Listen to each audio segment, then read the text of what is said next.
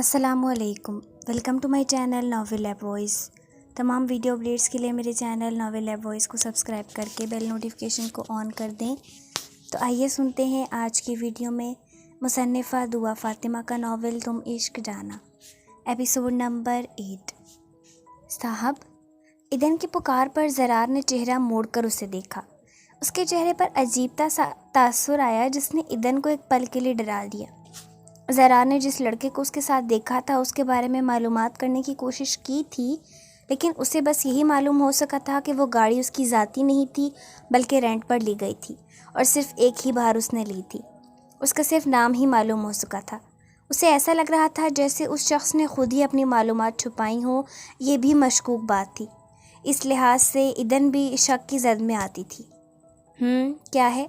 وہ اس کی طرف پوری طرح متوجہ ہوتا بولا تھا۔ اس وقت وہ ٹی وی لاؤنج میں ایک صوفے پر بیٹھا ٹی وی دیکھ رہا تھا۔ ایدن اس کے قریب ہی بیٹھی تھی۔ وہ مجھے آپ سے ایک بات کرنی تھی، ایدن نے تذبذب کے عالم میں کہا۔ بیٹھو۔ اس نے ٹی وی کا والیوم کم کرتے کہا تھا۔ ایدن اس کے سامنے ایک صوفے پر بیٹھ گئی۔ وہ منتظر نگاہوں سے اسے دیکھنے لگا۔ وہ کئی پل خاموش رہی۔ اب کچھ بولو گی بھی یا نہیں؟ وہ بولا تو وہ تیزی سے سر ہلا گئی۔ وہ دراصل ایک شخص ہے، میرے پیچھے پڑا ہوا ہے۔ اس نے انگلیاں چٹخاتے بات شروع کی۔ زرار چونک گیا۔ اسے محسوس ہو گیا تھا وہ اسی شخص کے بارے میں بات کر رہی جس کو اس نے ایدن کے ساتھ دیکھا تھا۔ اب وہ خود اس کے بارے میں بتا رہی تھی، مطلب وہ مشکوک نہیں تھی۔ کون؟ وہ میرا دور پار کا کزن ہے، بہت برا انسان ہے۔ وہ مجھ سے شادی کرنا چاہتا ہے اور بار بار دھمکا رہا ہے کہ اگر میں نے اس سے شادی نہ کی تو میرے بھائی کو نقصان پہنچائے گا۔ اس نے پریشانی سے ساری بات بتا دی۔ غصے سے زرار نے لب بھینچ لیے، آنکھیں سرخ ہوئی۔ ایدن نے چور نظروں سے اسے دیکھا۔ وہ اس کے لیے پوزیسو ہو رہا تھا۔ یہ جان کر اسے جہاں ایک خوشی کا احساس ہوا وہیں ایک بے بسی نے اسے بے چین کر دیا۔ تم بس مجھے اس کا نام پتہ بتاؤ اور بے فکر ہو جاؤ، وہ دانت پیستا بولا تھا۔ ایدن اسے یک ٹک دیکھے گئی تھی۔ گاؤں سے کوٹا تک جانے والے راستے پر ایک ہسپتال میں وہ دلاویز کو لے آیا تھا۔ ڈاکٹرز نے اسے دیکھتے ہی بہت تیزی سے دلاویز کو ٹریٹمنٹ دیا تھا۔ تقریباً 20 منٹ میں ہی ڈاکٹرز کمرے سے نکل آئے تھے اور اسے بتایا تھا کہ دلاویز کے سر پر سٹیچز لگے ہیں اور باقی زخموں پر مرہم پٹی کر دی گئی ہے۔ گال کے اندرونی حصے پر بھی آئنٹمنٹ لگائی گئی تھی۔ کوئی خطرے کی بات تو نہیں؟ نہیں، البتہ اگر وہ ہوش میں آئیں تو درد زیادہ محسوس کریں گی۔ میں آپ کو کچھ دوائیں لکھ دیتا ہوں، وہ باقاعدگی سے کھلائیں، انشاءاللہ 2-3 دن میں ٹھیک ہو جائیں گی۔ ڈاکٹر نے کہتے ہوئے ایک کاغذ پر کچھ میڈیسن لکھی اور پیج اس کی طرف بڑھا دیا۔ ڈیوز کلیئر کرنے کے بعد اس نے میڈیسنز بھی ہاسپٹل میں موجود ڈسپنسری سے خرید لیں اور دلاویز کے کمرے میں آیا۔ ڈاکٹرز نے اسے لے جانے کی اجازت دے دی تھی۔ وہ دروازے میں کھڑا کچھ دیر تک اسے دیکھتا رہا، پھر دھیرے سے آگے بڑھا اور اسے بازوں میں اٹھا کر کمرے سے نکل گیا۔ گاڑی کی فرنٹ سیٹ پر اسے بٹھا کر سیٹ بیلٹ لگایا اور ڈرائیونگ سیٹ پر آ کر گاڑی آگے بڑھاتے ہوئے کسی کو کال ملانے لگا تھا۔ وارث کو ملنے والی وہ خبر اس کے اعصاب کو جھٹکا دینے کے لیے کافی تھی۔ وہ کئی پل سن سا بیٹھا رہا۔ اسے تو یقین تھا غزنوی کبھی اس کے حکم کے بغیر سانس نہیں لے سکتا، لیکن اس نے نہ صرف وارث کی مرضی کے خلاف عمل کیا بلکہ اسے چکر بھی دے دیا تھا۔ وہ لڑکی حویلی میں تھی جبکہ غزنوی اس کے سامنے کسی کو اپنی گاڑی میں بٹھا کر حویلی سے لے گیا تھا۔ اب اسے سمجھ آئی تھی وہ کوئی اور تھی۔ اصل میں وہ لڑکی حویلی میں ہی ایک ملازمہ کی حیثیت سے رہ رہی تھی اور غزنوی اسی سے ملنے ہر دوسرے تیسرے روز حویلی جاتا تھا۔ وہ سمجھ رہا تھا کہ اس کے سمجھانے پر غزنوی اپنی ماں سے ملنے جاتا ہے، لیکن وہاں جانے کی وجہ کوئی اور تھی، اور آج اس نے اس لڑکی کی خاطر ربیہ کو مارنے کی کوشش کی تھی۔ یہ بات انہیں ایک عجیب سے خوف میں مبتلا کر رہی تھی۔ اگر اس نے ربیہ کو نہیں بخشا تو پھر اس کا کیا ہوتا؟ لیکن یہ کیفیت کچھ دیر تک ہی رہی، پھر ان کا ازلی غصہ اور جلال اود کر آیا۔ تمہاری یہ ہمت! تمہیں اس کی سزا بھگتنی ہوگی غزنوی، بس بہت چھوٹ دے دی تمہیں۔ انہوں نے بڑبڑاتے ہوئے ڈیرن کو کال ملائی تھی۔ ڈیرن جو پہلے ہی زرجان کے ہاتھ سے نکل جانے کے پیشے بھگت چکا تھا، اس کال پر گہرا سانس بھر گیا تھا۔ وہ جانتا تھا ایلا وارث کے چنگل سے نکل چکی ہے اور وہ بھی وارث کا ساتھ چھوڑنے کا سوچ رہا تھا، لیکن غزنوی کی وجہ سے مخمصے میں پڑا ہوا تھا۔ سو جب تک وہ غزنوی کے ساتھ تھا اسے وارث بلوچ کا عتاب سہنا تھا۔ ڈیرے پر پہنچو ابھی اسی وقت، وارث نے سخت لہجے میں کہہ کر کال کاٹ دی تھی۔ اس کا دل ڈرنے لگا تھا۔ اس نے غزنوی کو کال ملائی لیکن نمبر آف جا رہا تھا۔ زریاب صنم کے آفس کی جانب بڑھ رہا تھا، لیکن دروازے پر کھڑے یاور نے اس کے سامنے آ کر اسے روک دیا۔ اس نے دانت کچکچائے۔ موٹے، ہٹو سامنے سے، وہ بدتمیزی سے بولا تھا۔ یاور نے غصہ ضبط کیا۔ کیا آپ نے میڈم سے ملنے کے لیے اپوائنٹمنٹ لیا ہے؟ اس نے آفس کے دروازے کے سامنے اپنے ڈیسک پر بیٹھی سیکرٹری کی طرف اشارہ کر کے کہا تو اسے مزید غصہ چڑھا۔ میں بزنس پارٹنر ہوں، اس کا کوئی مجھے اس سے ملنے سے نہیں روک سکتا۔ سوری سر، پر میم یوں ہر کسی سے نہیں ملتی، آپ پہلے ان کی سیکرٹری سے بات کریں۔ یاور اپنی بات پہ اڑا رہا۔ زریاب نے اس کے منہ پر مکہ دے مارا۔ وہ لڑکھڑا کر ایک قدم دور ہوا۔ سیکرٹری خوفزدہ سی انہیں دیکھنے لگی تھی۔ یاور نے بس اسے سرد نگاہوں سے گھورا تھا، لیکن کہا کچھ نہیں۔ وہ ایک معمولی ملازم تھا اور زریاب ایک سردار خاندان سے تعلق رکھتا تھا۔ اگر اس نے یاور پر ہاتھ اٹھا لیا تو کوئی نئی بات نہیں تھی، ایسا تو ہوتا ہی چلا آ رہا تھا، لیکن اگر وہ صنم کے ساتھ ایسا کرنے کا سوچتا بھی تو یاور تمام حدیں بھول جاتا۔ وہ وفاداری کی اعلیٰ مثال تھا۔ زریاب کو توقع نہیں تھی کہ وہ جوابی کارروائی نہیں کرے گا، لیکن اس کی سرد نگاہوں سے ہی زریاب کا تیش مزید بڑھ گیا تھا۔ اس نے دوسرا مکہ بھی اس کے منہ پر جڑ دیا۔ یاور کا ہونٹ پھٹ گیا۔ سیکرٹری نے بوکھلا کر انٹر کام اٹھایا اور صنم کو باہر کی صورتحال بتائی۔ وہ تیزی سے بھاگتی باہر آئی۔ زریاب اس پر چوتھا وار کر رہا تھا۔ زریاب رکو، کیا کر رہے ہو یہ؟ اس نے دھکا دے کر زریاب کو پیچھے ہٹایا اور یاور کے سامنے آئی۔ زریاب کو اس پر بھی غصہ آیا۔ اس نے نگاہیں پھیر لیں۔ بتانا پسند کریں گے آپ یہاں کیا تماشا ہو رہا تھا؟ صنم نے اسے شرر بار نظروں سے گھورتے پوچھا۔ اپنے اس پالتو سے پوچھو۔ اس نے بدتمیزی کی حد کر دی تھی۔ Shut up, just shut up mister Zaryab, خود کو سمجھتے کیا ہیں آپ یا دوسروں کو؟ آپ کے نزدیک انسانیت کی اہمیت ہے بھی یا نہیں؟ کیا ہوا وہ آپ کی طرح جاگیردار نہیں ہے، محنت کر کے کھاتا ہے، کسی سے مانگ کر نہیں؟ اگر آئندہ آپ نے اسے ہاتھ سے یا زبان سے ہرٹ کیا تو اچھا نہیں ہوگا۔ وہ غرائی تھی۔ اس کی باتیں زریاب کو شرمندہ کر گئی تھیں، لیکن وہ شرمندگی ظاہر کرنے والوں میں سے نہیں تھا۔ کیا اچھا نہیں ہوگا؟ اس نے سینے پر بازو باندھتے پرسکون انداز میں پوچھا۔ مطلب اس پر کچھ اثر نہیں ہوا تھا۔ صنم نے گہری سانس لی۔ میں آپ پر قانونی کارروائی کروں گی۔ اس کی بات پر وہ ہنسا۔ اور قانون ہماری مٹھی میں ہے، تمہاری اپیل گھوم پھر کر مجھ تک ہی پہنچے گی۔ اس نے محفوظ انداز میں کہا۔ وہ لب بھیج گئی۔ ابھی تک اسے بابا سے بات کرنے کا موقع نہیں ملا تھا کہ ان سے زریاب کے متعلق کوئی حکم لیتی سو اسے برداشت کرنا پڑ رہا تھا۔ آپ یہاں کیوں آئے ہیں؟ اس نے پوچھا۔ تم سے ملنے آیا تھا، اس نے روک دیا۔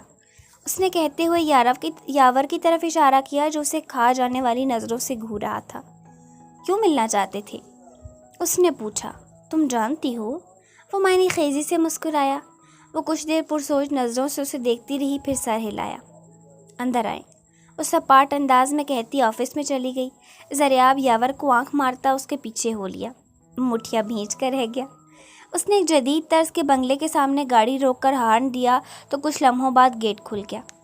گیٹ کھولنے والا چوکیدار نہیں لگ رہا تھا، بلکہ وہ ایک افریقی باشندہ تھا۔ اس کا نام رز علی تھا اور وہ مسلمان تھا۔ وہ ایک بہترین لڑاکا ہونے کے ساتھ ساتھ بہت سی زبانوں پر عبور رکھتا تھا۔ اسی وجہ سے وہ اس کا خاص آدمی تھا۔ ڈیرن کو بھی اس کے متعلق نہیں پتا تھا۔ ایسے کام جو وہ داجان سے چھپانا چاہتا ہو اور ڈیرن کو بھی نہ بتا سکتا ہو، اس سے ہی کرواتا تھا۔ اس کی ایک فون کال پر اس نے 1 گھنٹے کے اندر اندر اس خوبصورت گھر کا بندوبست کر دیا تھا۔ اس نے گاڑی پورچ میں روکی اور دروازہ کھول کر باہر آیا۔ علی دروازہ بند کر کے اس کے قریب آ رہا تھا۔ اس نے فرنٹ سیٹ سے بے ہوش دلاویز کو اٹھایا اور اندر کی طرف قدم بڑھائے۔ 10 سیکیورٹی گارڈز اور 2 فیمیل سرونٹس کا انتظام کرو، اس نے اپنے ساتھ چلتے علی کو کہا۔ اوکے بوس۔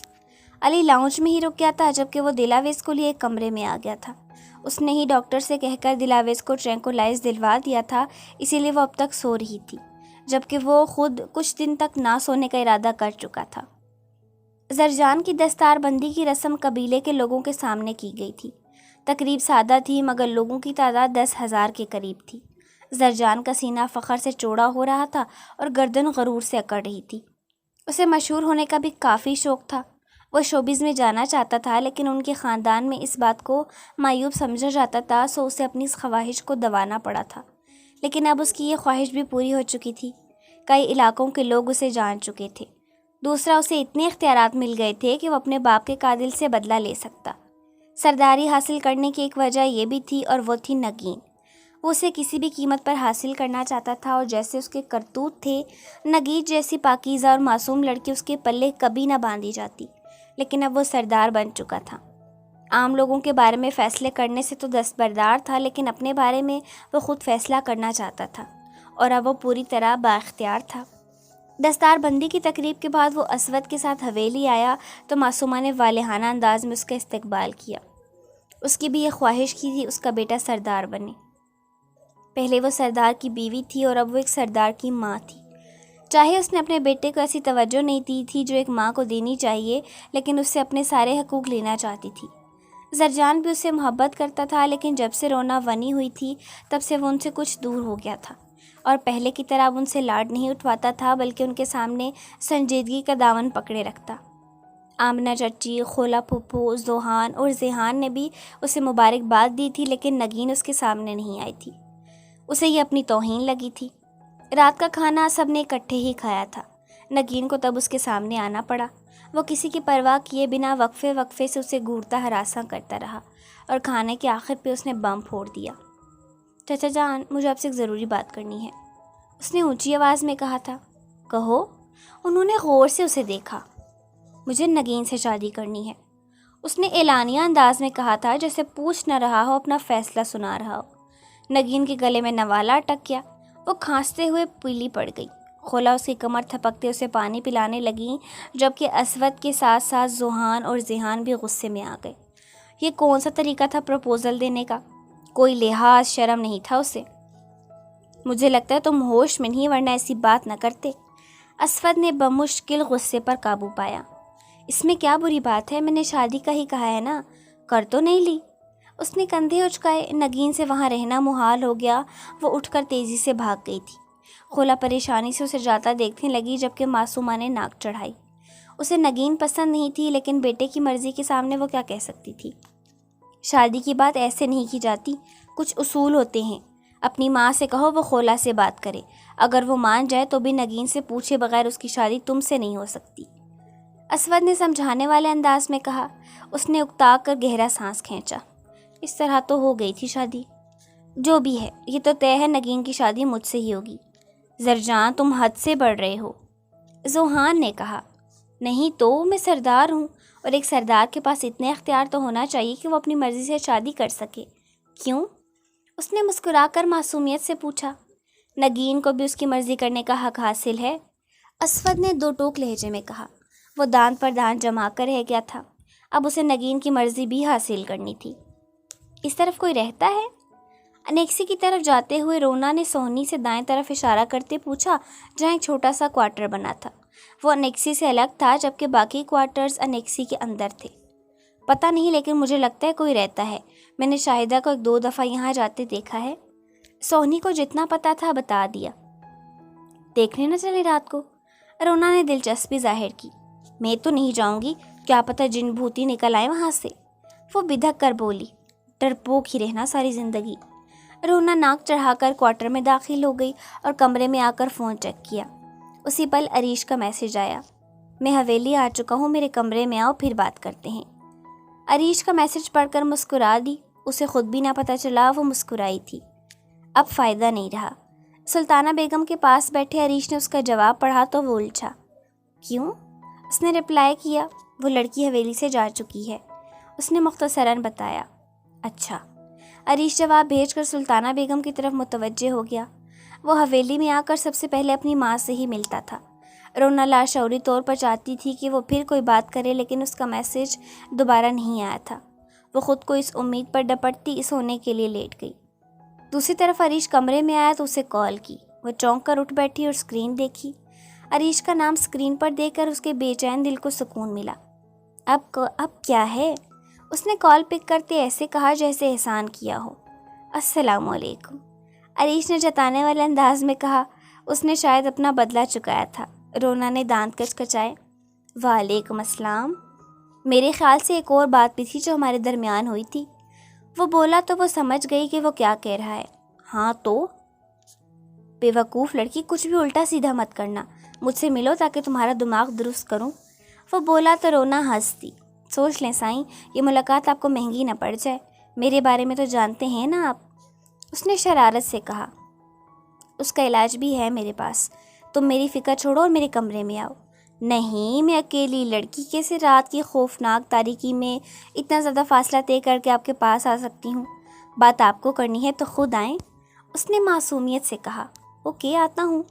وہ مسکرا دیا تھا اور کچھ دیر بعد وہ اس کے کمرے میں اس کے سامنے موجود تھا۔ اب بتاؤ کیا ارادے ہیں تمہارے؟ وہ اسے تفتیشی افسر کی طرح دیکھ رہا تھا۔ جو بھی ہیں، آپ کو کیوں بتاؤں؟ وہ سنجیدگی سے بولی۔ رونا، پلیز سمجھنے کی کوشش کرو، تم انتقام کی یاد میں خود کو نقصان پہنچا لو گی۔ فکر مت کریں سائیں، میں احتیاط کروں گی لیکن اسے چھوڑوں گی نہیں۔ کیا کرو گی تم؟ وہ آپ کی داجان ہے، سو میں آپ پر بھروسہ نہیں کر سکتی، وہ سر لہجے میں بولی تو عریش نے گہری سانس بھری۔ ہاں، وہ میری داجان ہے لیکن میں انہیں جانتا ہوں، وہ انسانیت کے درجے سے گر چکے ہیں اور میں انصاف پسند شخص ہوں، سو میرے لیے ان سے زیادہ تم اہم ہو اور میں نہیں چاہتا تم کسی مشکل میں پھنس جاؤ۔ وہ نرم لہجے میں بولا تو رونا کئی پل اسے دیکھتی رہی۔ مجھے آپ کی ہمدردی نہیں چاہیے سائیں۔ اس کے انداز میں کچھ تھا جو عریش کو کھٹکا تھا۔ وہ جانتی تھی وہ اسے محبت نہیں کر سکتا کیونکہ وہ کسی اور سے محبت کرتا تھا، اسی لیے اس کی فکر مندی کو ہمدردی کہہ رہی تھی، لیکن حقیقت تو یہ تھی کہ عریش کو اس سے محبت نہ صحیح انسیت ضرور ہو گئی تھی اور وہ ایک دوست کی طرح اس کے لیے اہم ہو چکی تھی۔ یہ ہمدردی نہیں ہے، اس نے کہا۔ تو پھر؟ رونا نے الجھ کر اسے دیکھا۔ مجھے تم سے انسیت ہے، اس نے رونا کی آنکھوں میں جھانکا۔ کس قسم کی؟ اس نے کریدا۔ جیسی ایک روم میٹ کو اپنے کمرے میں رہنے والے دوسرے شخص سے ہوتی ہے۔ تم کچھ دن میرے ساتھ میرے روم میں رہی ہو تو تم سے لاپرواہ رہنا اب میرے بس میں نہیں رہا، اس نے صفائی دینے والے انداز میں کہا تھا۔ رونا مسکرا دی۔ شکریہ آپ کی انسیت کا، میں جانتا ہوں میں غلط کر رہا ہوں تمہارے ساتھ، تمہیں ایک بیوی کا حق نہیں دے پا رہا۔ اگر تم میرے بھائی کے قاتل کی بہن نہ ہوتی تو اب تک میں تمہیں بیوی کی حیثیت سے قبول کر چکا ہوتا، چاہے تم میری محبت نہ بھی ہوتی، لیکن میں نے فروا سے بھی کمٹمنٹ کی ہے اور میں کمٹمنٹ نبھانے والوں میں سے ہوں، وہ بے بسی کے عالم میں کہہ رہا تھا۔ رونا حیرت سے اسے دیکھتی رہ گئی تھی۔ مجھے آپ سے کوئی گلہ نہیں سائیں، آپ نے اپنے بھائی کے قتل کا بدلہ مجھ سے نہیں لیا اور مجھ سے اچھا سلوک کیا، یہی کافی ہے میرے لیے۔ اس نے عریش کا ذہنی دباؤ کم کرنے کے لیے یہ کہا تھا، لیکن حقیقت تو یہ تھی کہ وہ اپنے لیے ایک ایسا شریک سفر چاہتی تھی جو صرف اس کا ہو، لیکن وہ یہ بھی نہیں بھولی تھی کہ وہ ونی میں آئی تھی، اسے کچھ تو خراج بھرنا ہی تھا۔ تم مجھ سے وعدہ کرو مجھے بتائے بغیر کچھ نہیں کرو گی، اس نے کہا۔ اوکے، اس نے کہا تو عریش نے شکر کی سانس لی تھی۔ دلاویز کو جب ہوش آیا تب اگلی صبح نمودار ہو چکی تھی۔ حواس بیدار ہوتے ہی اسے گال اور سر پر درد محسوس ہوا تھا۔ وہ کہ درد اب اتنا شدید نہیں تھا، لیکن اس جیسی نازک لڑکی کے لیے یہ بھی بہت زیادہ تھا۔ بے ہوش ہونے سے پہلے والا واقعہ یاد کر کے اس کی آنکھیں بھر آئی تھیں۔ جسمانی زخموں سے زیادہ دل پر لگے زخموں نے اسے رونے پر مجبور کیا تھا۔ ربیہ کی باتوں کے بعد ربیہ کی زہریلی باتیں اس کی روح تک کو چھید گئی تھیں۔ ربیہ نے جب اسے ہرافہ کہا تھا اس کا دل کیا وہ مر جائے، وہ ذلت بہت زیادہ تھی۔ ٹھیک ہی تو کہا تھا، میں ایک طوائفی ہوں جس کی ماں نے اسے پیسوں کے لیے بیچ دیا۔ وہ خود اذیتی سے سوچ رہی تھی جب دروازہ کھلا اور ایک لڑکی داخل ہوئی۔ وہ ایک انجان چہرے کو دیکھ کر حیران ہوئی، تبھی اس کا دھیان ارد گرد گیا تھا۔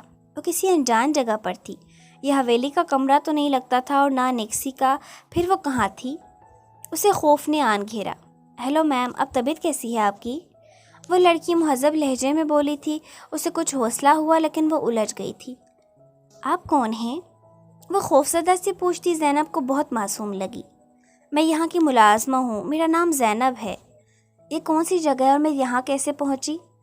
فکر مت کریں آپ یہاں محفوظ ہیں، فکر مت کریں آپ یہاں محفوظ ہیں، اس نے گول مول جواب دیا۔ علی نے اسے منع کر دیا تھا کہ وہ دلاویز کو سردار غزنوی کے بارے میں کچھ نہ بتائے۔ غزنوی نے ہی اسے یہ حکم دیا تھا، وہ چاہتا تھا وہ پہلے ٹھیک ہو لے تب وہ اس کے سامنے جائے گا۔ لیکن وہ تذبذب سے بولنے لگی، لیکن زینب اسے چپ کروا دیا۔ لیکن ویکن کو چھوڑیں، اٹھ کر فریش ہو جائیں، میں آپ کے لیے ناشتہ لاتی ہوں، وہ کہہ کر باہر چلی گئی۔ عجیب لڑکی ہے، نہ جانے کون لوگ ہیں یہ، وہ بے چینی سے بڑبڑائی تھی۔ اس کے دل میں ڈھیروں وسوسے اٹھنے لگے تھے۔ وارث بلوچ نے ڈیرن سے اچھی طرح تفتیش کر کے اسے بخشا تھا اور ڈیرن اسے یہ یقین دلانے میں کامیاب ہو گیا تھا کہ وہ نہیں جانتا تھا وہ لڑکی حویلی میں تھی یا کہیں اور۔ وارث نے اسے غزنوی کو ڈھونڈنے کا کہا تھا کیونکہ کل سے اس کا سیل آف جا رہا تھا اور اس کی لوکیشن کا کچھ پتہ نہیں تھا۔ آج ایک جلسے میں اس نے ایک سیاسی لیڈر کی حیثیت سے خطاب بھی کرنا تھا، لیکن اسے نہ ملنا تھا اور نہ وہ ملا۔ مجبوراً وارث کو ہی اس کی جگہ بولنا پڑا۔ صحافیوں کی جانب سے غزنوی کے متعلق سوال بھی کیا گیا تھا کہ وہ کہاں ہے۔ کچھ صحافی تو اس کی ذاتی زندگی کھنگالنے کی کوشش بھی کرنے لگے تھے تاکہ کوئی بات ان کے ہاتھ لگے اور وہ ہاٹ ایشو بنا کر اپنی سٹوری کامیاب بنا سکیں۔ وارث نے ایک ہی جواب میں ان کی بولتیاں بند کروائیں اور اپنے آدمیوں کے ساتھ آگے بڑھ گیا۔ پولیس کی طرح صحافیوں کی اکثر تعداد اور میڈیا بھی اس کے ہاتھ میں تھا اور وہ وارث کی طاقت کو جانتے تھے، سو اس سے کھلم کھلا پنگا نہیں لے سکتے تھے۔ تمہارا غرور تو میں توڑوں گی، وہ اپنے آفس میں گلاس وال کے قریب کھڑی باہر کے مناظر دیکھتی کچھ یاد آنے پر بڑبڑائی تھی۔ کل والا منظر اس کی آنکھوں میں ایک بار پھر لہرایا تھا۔ بیٹھیں، صنم نے سپاٹ انداز میں اسے اپنے سامنے بیٹھنے کا اشارہ کیا تھا اور خود ٹیبل کے پیچھے اپنی چیئر پر بیٹھ گئی۔ زریاب چہرے پر جلانے والی مسکراہٹ سجائے اس کے سامنے بڑے کروفر سے بیٹھا تھا۔ جی فرمائیں، کیا بات کرنی تھی آپ کو مجھ سے؟ وہ کوہنیاں میز پر ٹکاتی بولی تھی۔ باتیں تو بہت سی ہیں، سمجھ نہیں آ رہی کون سی پہلے کروں۔ زریاب نے سر کھجایا تھا۔ آپ شروع سے ہی اتنے نان سیریس ہیں یا اب یوں ہو گئے ہیں؟ صنم نے دانت پیس کر پوچھا تھا۔ پہلے تو نہیں تھا، جب سے تمہیں دیکھا۔ اسٹاپ اٹ مسٹر زریاب، ورنہ میں یہ سمجھنے پر مجبور ہو جاؤں گی کہ عام رئیسادوں کی طرح آپ بھی ہر خوبصورت لڑکی کو دیکھ کر مر مٹتے ہیں۔ صنم نے کہا تو وہ سلگ اٹھا، لیکن جیسے اس کا رویہ تھا یہی لگ رہا تھا کہ وہ فلرٹی ہے۔ اسے وہ تردید نہیں کر سکتا تھا۔ تم جو بھی سمجھو، مجھے پرواہ نہیں۔ اس نے کندھے اچکائے۔ آپ میرے قریب کیوں آنا چاہتے ہیں؟ صنم نے غیر متوقع سوال کیا تو وہ گڑبڑایا۔ میں تم سے محبت نہیں، یہ جھوٹ ہے۔ اگر ایسا ہوتا تو آپ کو پرواہ ہوتی کہ میں آپ کے بارے میں کیا سوچتی ہوں۔ وہ پورے اعتماد لہجے میں بولتی اسے لاجواب کر گئی تھی۔ وہ کھسیا کر ہنس پڑا۔ باتوں کا ہیر پھیر خوب جانتی ہو۔ اس کی بات پر مسکراتی وہ کرسی کی پشت پر ٹیک لگا گئی۔ اب اصل بات پر آئیں۔ میں سوچ رہا تھا جو نیا پروجیکٹ ہے بشر غفاری کا، اسے میں دیکھ لیتا ہوں۔ میں آج کل فری ہوں اور تمہارا پارٹنر ہونے کے ناطے مجھے بھی بزنس میں اپنا کردار ادا کرنا چاہیے۔ اس نے مدعا بیان کیا۔ اس آفر کا شکریہ، لیکن مجھے اس کی ضرورت نہیں۔ آپ بے فکر رہیں، آپ کو آپ کا پروفٹ ایمانداری سے ملے گا، لیکن اس کمپنی کے معاملات میں دخل اندازی ہونے کی کوشش بھی مت کیجیے گا۔ صنم نے قطعیت سے کہا تھا۔ وہ لب بھینچ گیا تھا، گو کہ اسے اندازہ تھا کہ انکار ہی ہوگا، لیکن پھر بھی صنم کا انکار برا لگا تھا۔ تم میں اکڑ کس بات کی ہے؟ ہاں، ایک عام سی لڑکی تو ہو۔ وہ نخوت سے اسے دیکھ کر بولا تھا۔ مجھے اپنے عام سی لڑکی ہونے پر فخر ہے۔ وہ غصہ ضبط کر کے مسکراتی بولی تھی۔ یہ فخر تم سے نہ چھینا تو میرا نام بھی زریاب نہیں۔ وہ کہہ کر اٹھا اور اس کے آفس سے نکل گیا تھا۔ سیکریٹری کے کمرے میں داخل ہونے پر وہ چونک کر حال میں پڑتی تھی۔ میم، بشر غفاری نے کانٹریکٹ کینسل کر دیا ہے۔ سیکریٹری پریشانی اور گھبراہٹ میں اسے بتا رہی تھی اور وہ کئی پل سن رہ گئی تھی۔ اسے پتہ چل گیا تھا یہ زریاب کا کام تھا۔ کیا تم نے بتایا کہ بغیر وجہ کے کانٹریکٹ کینسل کرنے کا کیا پینلٹی پے کرنی پڑے گی انہیں؟ اس نے سخت لہجے میں بتایا۔ جی، انہوں نے پے کر دی ہے۔ سیکریٹری نے بتایا تو وہ گہری سانس کھینچ کر اپنے اشتعال کو کم کرنے کی کوشش کرنے لگی تھی۔ شام تک وہ کافی بہتر ہو چکی تھی اور اس کا خوف بھی کچھ حد تک کم ہو چکا تھا، لیکن وسوسے ابھی بھی موجود تھے۔ زینب اس کے ساتھ بہت نرمی سے پیش آ رہی تھی۔ اس وقت رات کے 7 بجے تھے۔ وہ کھڑکی میں کھڑی تھی جب کوئی دروازہ کھول کر اندر داخل ہوا تھا۔ وہ بڑے سکون سے پلٹی تھی۔ اس کے خیال میں زینب ہی آئی تھی، لیکن اس کی جگہ اس شخص کو دیکھ کر اس کی سانس رکی تھی۔ وہ سردار غزنوی تھا، تو وہ اب بھی اس کی قید میں تھی۔ اس کا دل ڈوبنے لگا۔ وہ خالی خالی نظروں سے اسے دیکھ رہی تھی، جبکہ غزنوی کے چہرے پر مسکراہٹ آئی تھی۔ وہ چونک کر ہوش میں آئی۔ سردار غزنوی اور مسکرائے، ایسا کیسے ہو سکتا تھا؟ وہ گڑبڑا کر نظر جھکا گئی تھی۔ وہ اس کی طرف بڑھنے لگا۔ اس کے قدموں کی آہٹ دلاویز کو اپنے دل پر محسوس ہو رہی تھی۔ اب کیسی طبیعت ہے؟ اس نے 2 قدموں کے فاصلے پر رک کر پوچھا۔ اس کے لہجے میں فکر اور نرمی تھی۔ اس نے چونک کر غور سے اسے دیکھا۔ اس کی آنکھوں میں ایک عجیب سی چمک تھی۔ اسے ایسا لگا وہ غزنوی نہیں تھا۔ وہ تو سر نگاہوں سے اسے دیکھتا تھا اور اس کا چہرہ بے تاثر ہوتا تھا، اور اسے دلاویز کی پرواہ نہیں ہوتی تھی، تو پھر وہ کون تھا؟ وہ حق دق سی اسے دیکھ رہی تھی۔ کیا ہوا؟ اس نے ابرو جھکا کر پوچھا۔ اس کا یہ انداز اور مبہم سی مسکراہٹ اسے صحیح معنوں میں الجھا گئی تھی۔ وہ بھی اس کی کیفیت سمجھ گیا تھا اور لب دباتے اس کی گال کی طرف ہاتھ بڑھایا۔ وہ بدک کر پیچھے ہٹی، لیکن غزنوی نے اس کی گردن کے پیچھے ہاتھ رکھتے اسے اپنی جانب کھینچا تھا۔ وہ چیختی آنکھیں بند کر گئی تھی اور گرنے سے بچنے کے لیے اس کے سینے پر ہاتھ رکھ گئی۔ وہ اس کے چہرے پر ذرا سا جھکا، بہت قریب سے اس کا چہرہ دیکھنے لگا تھا۔ دلاویز کانپتے ہوئے گرنے والی ہو گئی تھی۔ غزنوی نے اس کی کمر میں بازو حمائل کرتے اسے اپنے حصار میں لے لیا تھا۔ اب تو اس کا دل کانوں میں ڈھول کی طرح بجنے لگا تھا۔ چہرہ خوف سے پیلا پڑنے لگا۔ اسے لگا تھا وہ بے ہوش ہونے والی ہے، لیکن غزنوی کی بات نے اسے آنکھیں جھٹ سے کھولنے پر مجبور کر دیا تھا۔ خبردار، تمہارا فیوز اڑا تو۔ بار بار کیوں بے ہوش ہو جاتی ہو تم؟ شوقیہ ایسا کرتی ہو یا میرے قریب آنے سے ہی ایسا ہوتا ہے؟ وہ مصنوعی غصے سے پوچھ رہا تھا، البتہ لہجے میں شوخی بھی تھی۔ وہ تو ٹکر ٹکر اسے دیکھ رہی تھی۔ وہ اتنا کیسے بدل سکتا تھا؟ وہ تو اتنا مغرور تھا کہ اسے کوئی بات کرنا گوارا نہیں کرتا تھا۔ اب یہ کیا ہو رہا تھا اسے سمجھ نہیں آ رہا تھا۔ غزنوی اس کی آنکھوں کی حیرت کئی لمحے پڑتا رہا، پھر نظر اس کے ماتھے پر لگی پٹی پر گئی تھی۔ دلاویز نے اس کی آنکھوں میں وحشت ابھرتی دیکھی۔ وہ خوف سے آنکھیں بند کر گئی تھی۔ وہ خود پر حیران ہو رہی تھی کہ کیسے وہ اتنے پل اس کی آنکھوں میں دیکھتی رہی۔ درد ہو رہا ہے؟ پٹی کو نرمی سے چھوتے اس نے بہت اذیت سے پوچھا تھا۔ اس نے حیران ہوتے پھر آنکھیں کھولی۔ وہ اس کے دکھ میں دکھی تھا۔ اس کی حیرت کسی طور کم نہیں ہو رہی تھی، بلکہ بڑھتی ہی جا رہی تھی۔ کچھ تو بولو جانا، وہ بھاری لہجے میں کہتا اس کی دھڑکنیں ساکت کر گیا تھا۔ اس کے لب پھڑپھڑائے۔ آپ کون ہیں؟ اس نے بمشکل لفظ لبوں سے نکالے۔ وہ مسکرا اٹھا تھا۔ تم نہیں جانتی؟ اس نے جواب دینے کے بجائے الٹا سوال کر دیا۔ وہ چپ سی رہ گئی تھی۔ ذیحان کے کہنے پر کچھ دن پہلے آمنہ بیگم اسود کے ساتھ منتہا کے ہاں رشتہ لے کر گئی تھیں، جو قبول کر لیا گیا تھا۔ آج شادی کی تاریخ لینے جانا تھا۔ ذیحان کی تو خوشی کا ٹھکانہ نہیں تھا۔ دوسری طرف منتہا ابھی بھی بے یقین تھی۔ جب رشتہ لینے گئے تھے تو ذیحان کو ساتھ نہیں لے کر گئے، لیکن اب وہ ساتھ جانے کی ضد کر رہا تھا۔ کیا ہو گیا ہے بچے؟ تمہیں پتہ بھی ہے نا شادی سے پہلے سسرال جانا اچھا نہیں سمجھا جاتا۔ آمنہ نے اس کی ضد سے تنگ آ کر اسے گھورا۔ کیا ماما؟ مجھے بتائیں مت، بس جو کہا ہے کریں، وہ ضدی لہجے میں بولا۔ ہاں میں تو ملازمہ ہوں نا تمہاری، نواب جو کہے مان لوں۔ وہ جل کر بولی تو وہ ہنس پڑا۔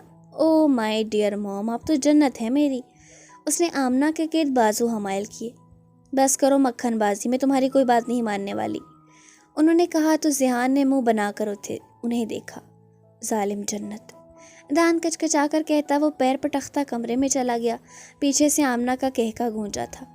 اس کی یہی باتیں تو انہیں زندگی کی طرف مائل رکھتی تھیں، ورنہ وہ کب کا جینا چھوڑ چکی تھیں۔ بیٹی کے کھو جانے کے غم نے انہیں وقت سے پہلے بوڑھا کر دیا تھا۔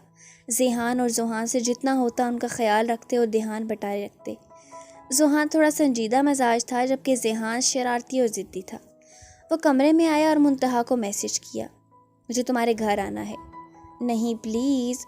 کچھ لمحوں بعد ہی اس کا میسج آیا۔ اس کے ماتھے پر بل پڑے۔ وہ تو ماں سے نا امید ہو کر اب اسے اپنا ہم نوا بنانا چاہتا تھا، تاکہ ماما سے کہہ سکے کہ سسرالیوں کو کوئی اعتراض نہیں، لیکن پہلا اعتراض ہی منتہا کی طرف سے آیا تھا۔ کیوں؟ اس نے غصے والی ایموجی کے ساتھ لکھ کر بھیجا تھا۔ یہ ہماری خاندانی روایت کے خلاف ہے، اس نے جواب دیا۔ ایک تو یہ ظالم رسم و رواج، خیر مجھے تم سے یہ امید نہیں تھی کہ تم میرا ساتھ نہیں دو گی۔ اس نے میسج بھیجا تو کوئی جواب نہ آیا۔ میں کسی مووی کی ہیروئن نہیں جو اپنے گھر والوں سے پنگا لے کر آپ کا ساتھ دوں گی۔ آپ بھی خود کو ہیرو سمجھنا چھوڑ دیں اور شرافت سے انتظار کریں۔ منتہا کے جواب نے پہلے تو اسے حیران کیا، پھر غصہ دلایا، پھر اسے ہنسی آنے لگی تھی۔ بڑے پر لگ گئے ہیں، دیکھ لوں گا تمہیں۔ اس نے دان کچکچاتی ایموجی کے ساتھ میسج سینڈ کیا اور موبائل بیڈ پر پٹخ دیا۔ وہ حیران و پریشان گمسم سی بیٹھی تھی۔ اسے غزنوی کا نرم رویہ یاد آ رہا تھا، اور عجیب بات تھی کہ اس کے دل میں کچھ ہونے والی فیلنگ پیدا ہونے کے بجائے خوف ہی بڑا تھا۔ غزنوی کا قریب آنا ہی اس کے لیے خوف کا باعث تھا۔ اس سے تو بہتر تھا وہ دور بیٹھ کر بس اسے دیکھتا ہی رہتا۔ وہ پل جب وہ اس کے قریب ہوا، یاد کر کے اسے خوف سے جھرجھری آ جاتی، رنگ سرخ ہونے کے بجائے پیلا پڑ جاتا۔ ساری رات وہ سو نہ سکی۔ اب بھی اس نے یکدم سر دائیں بائیں ہلا کے اس خیالوں سے پیچھا چھڑانا چاہا، لیکن کامیاب نہ ہو سکی۔ کیوں نہ میں یہ وہاں سے بھاگ جاؤں؟ یہ خیال اگر رونا سے ملنے سے پہلے آتا تو وہ اس کی تردید کرتی، لیکن اب رونا کے ساتھ کچھ دن رہنے سے اس میں اتنی ہمت تو آ گئی تھی کہ بہادری چاہے نہ دکھا سکتی، لیکن سوچا تو جا ہی سکتا تھا۔ مجھے یہ کرنا ہوگا، ورنہ سردار غزنوی مجھے ہمیشہ قید کیے رکھیں گے۔ یہ نہ ہو کسی دن ڈر سے میری جان نکل جائے۔ ایک بار ہی زندگی ملی ہے، میں اسے ڈر ڈر کر نہیں گزارنا چاہتی۔ اس نے پکے عہد باندھنے شروع کر دیے، لیکن بھاگوں کیسے؟ اس سوچ نے اس کے عزم کا جھاگ کی مانند بجھا دیا۔ کچھ سوچ دلاویز، اس نے لب چباتے کہا اور اٹھ کر کمرے میں ٹہلنے لگی۔ تبھی دروازہ کھلا اور زینب اندر داخل ہوئی۔ میم، آپ کو سر ڈائننگ ہال میں بلا رہے ہیں، اس نے اطلاع دی اور مڑ گئی۔ اسے کچھ کہنے کا موقع بھی نہ دیا۔ وہ کئی پل وہیں تذبذب میں کھڑی رہی۔ وہ جانا نہیں چاہتی تھی، لیکن نہ جا کر اپنی شامت بھی نہیں بلوانا چاہتی تھی۔ مرے مرے قدموں سے چلتے وہ باہر آئی تو دوسری ملازمہ نے ڈائننگ ہال کی طرف اشارہ کر کے اس کی رہنمائی کی۔ وہ ڈائننگ ہال کے دروازے میں ہی رک گئی۔ وہ سربراہی کرسی پر بیٹھا سگریٹ پی رہا تھا۔ اس کے سامنے کھانے کے برتن پڑے تھے۔ اندر آؤ۔ اس کے لہجے میں وہی نرمی تھی جو کل اس نے محسوس کی تھی۔ اسے اس نرمی سے عجیب سی وحشت ہوئی تھی۔ وہ سر جھکائے اس کی طرف بڑھی، نتیجتاً ایک کرسی سے ٹکرا گئی۔ آرام سے، کیا ہو گیا ہے؟ وہ تیزی سے اٹھ کر اس کی طرف آیا۔ دلاویز کی دھڑکنیں سست پڑی۔ اس کی حالت سے بے خبر وہ اسے بازو سے پکڑے ایک چیئر پر بٹھاتا اپنی جگہ پر بیٹھ کے اور اسے کھانا سرو کرنے لگا۔ دلاویز کو غش آتے آتے بچا۔ وہ سردار تھا، پھر اس معمولی سی لڑکی کے لیے کیوں یہ سب کر رہا تھا؟ کھانا خود کھا لوگی یا میں کھلا دوں؟ وہ سنجیدگی سے پوچھ رہا تھا، لیکن دلاویز کو طنز لگا۔ وہ تیزی سے کھانے کی طرف متوجہ ہو گئی۔ وہ بھی مسکرا کر کھانا کھانے لگا۔ دلاویز سر جھکائے نوالے نگل رہی تھی جب اسے کچھ یاد آیا۔ پہلے تو وہ جب بھی اس کے قریب آتا تھا اسے کچھ ہو جاتا تھا، لیکن اب ایسا نہیں ہو رہا تھا۔ اچانک ایک اور بات اس کے ذہن میں آئی۔ سردار غزنوی نے اسے کہا تھا اب وہ کبھی اس کے بلانے پر اس کے پاس نہ آئے۔ کل سے وہ اس کے اندیکھے شہر میں ایسی جکڑی تھی کہ اس کی طرف دھیان ہی نہیں گیا تھا۔ وہ یکدم ساکت سی ہو کر اسے دیکھنے لگی۔ اسے یکدم غزنوی سے بہت زیادہ خوف آنے لگا تھا۔ چہرہ زرد پڑنے لگا۔ غزنوی کی آنکھوں کی چمک وہ ہمیشہ کی طرح والے سردار غزنوی جیسی نہیں تھی۔ یہ تو ایسی چمک تھی جیسی اس رات تھی جب وہ اس کے ہونٹوں پر جھکا تھا، اور اس دن تھی جب وہ پہلی مرتبہ اس کے روبرو آیا تھا۔ اس کی آنکھوں کے سامنے اندھیرا چھا گیا اور اس کا سر میز پر جا ٹھہرا۔ جانا، وہ ہڑبڑا کر اسے جھنڈوڑنے لگا تھا۔ کل غزنوی جب حویلی سے نکلا تھا تو اس کے ساتھ ایک لڑکی تھی۔ وہ پہلے لڑکی کو ہاسپٹل لے کر گیا تھا۔ ڈاکٹر کے مطابق اس پر تشدد کیا گیا تھا، پھر وہ اسے کوئٹہ لے گیا۔ یہ جگہ ہماری نظر میں پہلے نہیں تھی۔ میں نے ایک بندے کی ڈیوٹی وہیں نگرانی کی لگا دی تھی۔ کل سے غزنوی بھی اس گھر سے نہیں نکلا۔ ذوحان اپنے سامنے بیٹھے لاشاری کو دیکھتا ساری تفصیل بتا رہا تھا۔ اس لڑکی تک رسائی حاصل کرنے کی کوشش کرو۔ مجھے جاننا ہے کہ اس لڑکی سے غزنوی کا کیا تعلق ہے۔ میجر لاشاری نے پرسوچ انداز میں حکم دیا۔ اوکے سر، اور ہاں، یہ کام اس کی غیر موجودگی میں کرنا۔ وہ کافی شارپ ہے، شک میں پڑ گیا تو ہمارا پلان خراب ہو جائے گا۔ لاشاری نے کہا تو وہ سر ہلا کر لیپ ٹاپ کی طرف متوجہ ہو گیا۔ لاشاری اسی کے پاس بیٹھا کوئی فائل دیکھ رہا تھا۔ سر، اچانک ذوحان نے اسے پکارا۔ لاشاری نے اسے دیکھا۔ غزنوی یامین کا بیٹا نہیں بلکہ سہراب کا بیٹا ہے۔ یہ اطلاع لاشاری کو ساکت کر گئی تھی۔ وارث نے سب کے سامنے غزنوی کو یامین کا بیٹا بنا کر پیش کیا تھا، اور یہ بات بھی پھیلائی ہوئی تھی کہ ربیہ کی اولاد نہ ہونے کی وجہ سے یامین نے اپنا بڑا بیٹا غزنوی ربیہ کے حوالے کر دیا، جبکہ حقیقت میں وہ سہراب کا بیٹا تھا جو اس کی دوسری بیوی سے تھا۔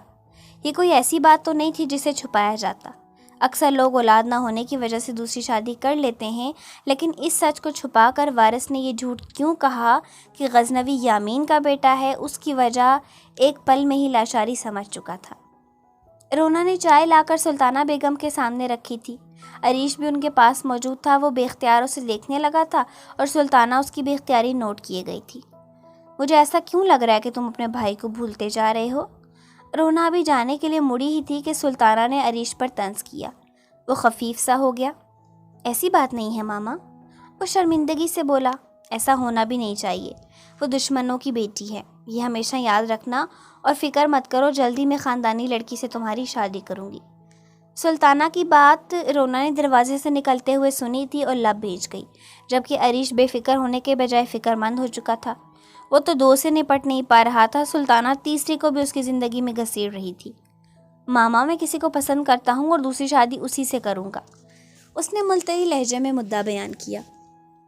یہ ناممکن ہے۔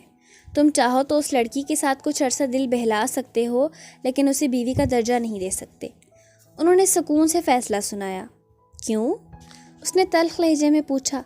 یہ رواج ہمارے ہاں صدیوں سے چلتا آ رہا ہے۔ تم لوگ آج کل کے بچے پرانے رسم و رواج کو کیا جانو؟ اسے اپنی رسموں کی پرواہ تو تھی، اسلام کے اصولوں کی نہیں۔ مجھے جاننے کا شوق بھی نہیں، میں نے اسے کمٹمنٹ کی ہے، آپ پیچھے نہیں ہٹ سکتا۔ عریش نے دو ٹوک لہجے میں کہا، یہ بات میرے سامنے کہہ دی ہے، کسی اور کے سامنے مت کہنا۔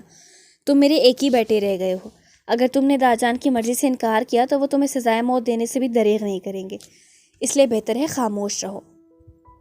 انہوں نے سمجھایا، واٹ دی ہیل، میں ان کا بے دام غلام یا رعایا نہیں ہوں، ایک آزاد ملک کا شہری ہوں، اور دنیا کا ہر قانون مجھے میری مرضی سے زندگی گزارنے کی اجازت دیتا ہے۔ دیکھتا ہوں کون روکتا ہے مجھے۔ وہ غصے میں کہتا اٹھ کر کمرے سے نکل گیا۔ سلطانہ ہول کر رہ گئی تھی۔ دلاویز کو ہوش آ گیا تھا۔ غزنوی اس وقت اس کے پاس ہی موجود تھا۔ وہ یکدم اٹھ کر بیٹھتی چیخنے لگی۔ غزنوی اس کے قریب آ کر اسے سنبھالنے کی کوشش کرنے لگا، لیکن وہ نہیں سمجھ رہی تھی۔ دور رہو مجھ سے، مجھے مت مارو پلیز، چھوڑ دو مجھے۔ وہ اسے خود سے دور کرنے کی کوشش کرتی گڑ گڑا رہی تھی۔ وہ یکدم ٹھہر سا گیا۔ کیا وہ اس سے خوفزدہ تھی؟ لیکن کیوں؟ اسے سمجھ نہ آئی، لیکن وہ پیچھے ہٹ گیا۔ میں کچھ نہیں کر رہا، رونا بند کرو۔ وہ ہاتھ اٹھاتا بولا تھا، نہیں تو تم مجھے مار دو گے، جاؤ یہاں سے، چلے جاؤ، مجھے نہ مارو، میں نے کیا بگاڑا ہے تمہارا، جینے دو مجھے پلیز۔ وہ بے بسی سے چیختی آج ساری حدود توڑ گئی تھی۔ وہ کچھ پل ششدر سے اسے دیکھتا رہا، پھر تیزی سے کمرے سے نکل گیا تھا۔ نہیں ماما، مجھے نہیں کرنی اس سے شادی، بالکل بھی نہیں کرنی۔ آپ سمجھتی کیوں نہیں، مجھے اس سے خوف آتا ہے، اور آپ کو تو پتہ بھی ہے نا وہ مجھ سے کتنی نفرت کرتا ہے، پھر کیوں مجھ سے شادی کرنا چاہتا ہے؟ وہ سراسیمگی کے عالم میں پریشان سی خلا سے کہہ رہی تھی۔ وہ بھی یہ سب جانتی تھی، لیکن معصومہ نے انہیں سختی سے وارن کیا تھا کہ اس کے بیٹے کو انکار نہیں ہونا چاہیے۔ وہ ایک بہادر ماں کی طرح بیٹی کی ڈھال بننے کے بجائے اسے یہ سمجھا رہی تھی کہ وہ زرجان سے شادی کر لے۔ شاید وہ انکار کے انجام سے بھی واقف تھی۔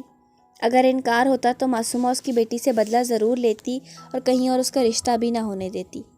خاندان میں شادی کرنے کی رسم کی وجہ سے رشتوں کی کمی پہلے سے ہی موجود تھی۔ کیا پتہ اس کا دل پلٹ گیا ہو؟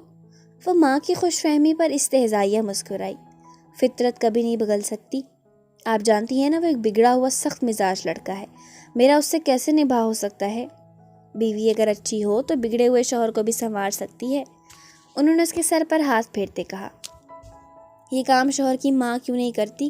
بیٹیوں کو تو ہر طرح سے شوہر کے قابل بنایا جاتا ہے، پھر بیٹوں کو کھلی چھوٹ کیوں دی جاتی ہے؟ اگر ممانی اس کی اچھی تربیت کرتی تو رونا ونی ہونے سے بچ جاتی۔ وہ پہلی دفعہ ایسے بھڑکی تھی، خولا خاموش رہ گئی تھی۔ جو ہوا وہ قسمت کا کھیل تھا، زرجان کا قصور نہیں تھا۔ انہوں نے زرجان کی حمایت کی، اصل بات تو یہ تھی کہ انہیں زرجان سے بہتر اپنی بیٹی کے لیے اور کوئی نہیں لگ رہا تھا۔ مرد جتنا بھی مغرور ہو، اپنی عورت کے لیے اسے کبھی نہ کبھی جھکنا پڑتا ہے، یہ ان کا ذاتی تجربہ تھا۔ ان کا شوہر زرجان سے بھی بگڑا ہوا شخص تھا، لیکن ان کی وفاداری نے شوہر کو محبت کرنے پر مجبور کر دیا تھا۔ اب بھی انہیں ایسا ہی لگ رہا تھا کہ نگین کی اگر زرجان سے شادی ہو گئی تو وہ ساری زندگی خوشحال زندگی گزارے گی۔ میں کچھ نہیں جانتی، مجھے بس اس سے شادی نہیں کرنی، وہ سختی سے بولی۔ تو پھر کس سے کرو گی؟ ہماری برادری میں اس جیسا کوئی اور نہیں، اس کے علاوہ صرف تمہارے جوڑ کا ایک لڑکا ہے جو تم سے 5 سال چھوٹا ہے، ایک تم سے بڑی عمر کا بھی ہے، لیکن عمر 50 سال کے لگ بھگ ہے۔ میں تو اس سے تمہاری شادی کسی صورت نہیں کروں گی، اور چھوٹے والا اتنا غریب ہے کہ اپنا خرچہ بھی نہیں اٹھا سکتا۔ آخری آپشن تمہیں پاک بیوی بنانے کا ہی رہ جاتا ہے۔ بولو کیا چاہتی ہو تم؟ وہ بھی غصے میں آ گئی تھی۔ وہ کئی پل چپ سی رہ گئی۔ جو بھی ہو، مجھے زردان سے شادی منظور نہیں، میں کنواری رہ لوں گی لیکن یہ نہیں کر سکتی۔ وہ سر نفی میں ہلاتی پھولی تھی، خولا ٹھنڈی سانس بھر کر رہ گئی تھی۔ غزنوی کی جانے کی کتنی ہی دیر بعد تک وہ روتی رہی۔ اس کے ہاتھ پاؤں ٹھنڈے پڑ گئے، آنکھیں سرخ ہو گئیں اور دماغ جھنجھنانے لگا۔ وہ کچھ سوچنے سمجھنے کے قابل نہیں رہی۔ پھر اس نے خود کو سمجھایا کہ اسے رو کر اپنی طبیعت خراب نہیں کرنی چاہیے۔ اس نے دائیں جانب دیکھا اور ڈریسنگ ٹیبل سے پانی کا گلاس اٹھا کر لبوں سے لگایا۔ پورا گلاس ختم کرنے کے بعد وہ اٹھی اور واش روم کی جانب بڑھ گئی۔ منہ پر پانی کے چھپاکے مارنے کے بعد اسے کچھ ہوش آیا۔ معاً اسے اپنی بے وقوفی کا شدت سے احساس ہوا تھا۔ سردار غزنوی کبھی اپنی ذات کی نفی برداشت نہیں کر سکتا تھا، اور وہ یہ بات اچھی طرح جانتی تھی، پھر کیسے اس نے غزنوی کے سامنے اتنی بڑی بات کہہ دی تھی۔ وہ شاید اپنے حواس میں نہیں تھی، اس وقت وہ اپنا ڈر بھی بیان کر دیا تھا جو وہ چھپانا چاہتی تھی۔ سردار غزنوی کا رد عمل حیران کن تھا، لیکن اسے یہ طوفان سے پہلے والی خاموشی لگی تھی۔ پچھلی بار جب اس نے دور جانے کا کہا تو وہ بہت غصے میں آ گیا، اب نہ جانے وہ کیا کرتا۔ نہیں، اب وہ خود کو اس کے رحم و کرم پر نہیں چھوڑ سکتی تھی، اسے کچھ کرنا تھا۔ مجھے یہاں سے جلد از جلد بھاگنا ہوگا، وہ سوچ رہی تھی جب زینب دروازہ کھول کر اندر داخل ہوئی۔ اب کیسی طبیعت ہے آپ کی؟ زینب نے اس کے قریب آتے محبت سے پوچھا۔ ٹھیک ہوں میں، وہ کہہ کر تذبذب میں پڑ گئی۔ کیا ہوا؟ سردار غزنوی کہاں ہیں؟ اس نے کچھ توقف کے بعد پوچھا۔ وہ چلے گئے ہیں، مجھے کہہ گئے ہیں آپ کا خیال رکھوں اور ڈر کو ختم کر دیں، یا آپ کو کوئی نقصان نہیں پہنچے گا۔ وہ آسانیت سے کہنے لگی، لیکن وہ اس کی بات پر کان دھنے بغیر اپنی ہی سوچوں میں گم ہو چکی تھی۔ وہ کالج سے لوٹ رہی تھی، کالج ان کے گھر سے کچھ ہی دور واقع تھا، سو وہ پیدل ہی یہاں آتی جاتی تھی۔ وہ سڑک سے جانے کے بجائے سڑک کے ساتھ بنی جھاڑیوں اور پتھروں کے پیچھے سے گزرتی تھی۔ اچانک اسے ایک زوردار تصادم کی آواز آئی تھی۔ اس نے سہم کر آواز کی سمت دیکھا، ایک گاڑی کسی پتھر سے ٹکرائی تھی۔ اس کا دل ہول اٹھا اور وہ تیزی سے آگے بڑھی تاکہ ان لوگوں کی کچھ مدد کر سکے، لیکن حقیقت تو یہ تھی کہ وہ ان کی کچھ مدد نہیں کر سکتی تھی، اور ان کے قریب جانا اس کی زندگی کی سب سے بڑی غلطی تھی۔ تمہارا مسئلہ حل ہو گیا ہے، اب پریشان مت ہونا، ایدھن سے چائے لیتے ہوئے اس نے کہا تو وہ لب دباتی سر ہلا گئی۔ زرار نے محسوس کیا وہ ابھی بھی کسی الجھن میں تھی۔ کوئی اور مسئلہ ہے کیا؟ اس نے غور سے ایدھن کے چہرے کو دیکھا۔ تیکھے نقوش والی وہ لڑکی کب اس کے دل میں بس گئی تھی اسے خبر ہی نہیں تھی۔ وہ تو مان نہیں رہا تھا، لیکن رقیب نے اس سے یہ بات منوا لی تھی، لیکن ایدھن کے سامنے تو وہ پھر بھی کچھ ظاہر نہیں کرنے والا تھا۔ نہیں، وہ کہہ کر تیزی سے پلٹ گئی۔ سامنے ہی صنم کھڑی تھی، وہ شاید ابھی ابھی آئی تھی۔ ارے واہ، میں تو پوچھتی رہی، مجھے اپنا مسئلہ نہیں بتایا اور اسے بتا دیا، اپنی دوست کو بھول گئی۔ صنم طنز نہیں کر رہی تھی بلکہ شکوہ کر رہی تھی۔ وہ شرمندگی سے لب کچلنے لگی۔ زرار ٹی وی کی طرف متوجہ ہو چکا تھا۔ سوری، میں تمہیں پریشان نہیں کرنا چاہتی تھی، اگر تم جان بھی لیتی تو میرے لیے کچھ نہ کر پاتی، اس نے کہا۔ ارے سوری مت کرو، میں نے تو یوں ہی کہہ دیا، ذرا میرے لیے اسٹرانگ سی کافی تو بنا لاؤ۔ وہ اس کا کندھا تھپک کر بولی تو وہ سر ہلاتی کچن کی طرف چلی گئی۔ صنم زرار کے سامنے آ بیٹھی۔ بڑے مسئلے حل کیے جا رہے ہیں۔ اب زرار کی کلاس لگ چکی تھی، وہ مسکرا دیا۔ بیچاری کو مدد کی ضرورت تھی، میں نے کر دی، یہ مجھے صرف ہمدردی تو نہیں لگ رہی؟ بظاہر وہ مسکرا کر پوچھ رہی تھی، لیکن اس کا دل تیزی سے دھڑک رہا تھا۔ تمہیں ٹھیک لگ رہا ہے؟ اس کی مسکراہٹ گہری ہوئی۔ صنم کا دل ایک دفعہ رکا، صرف ایک لمحے کے لیے۔ مسکراہٹ پھیکی پڑی، لیکن اگلے ہی لمحے وہ سنبھل گئی تھی۔ مسکراہٹ پہلے سے مزید گہری ہو گئی تھی۔ بہت گھنے مسنے ہو تم، ایدھن کو پسند کرنے لگے اور مجھے بتایا بھی نہیں، وہ دوستانہ لہجے میں بولی۔